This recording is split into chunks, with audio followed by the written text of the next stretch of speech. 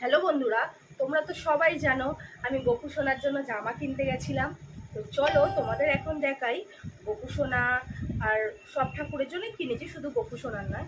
তো ওদের জামাগুলো কেমন হলো সেগুলো কিন্তু তোমাদেরকে বলতে হবে কেমন হলো। তো চলো দেখানো যাক।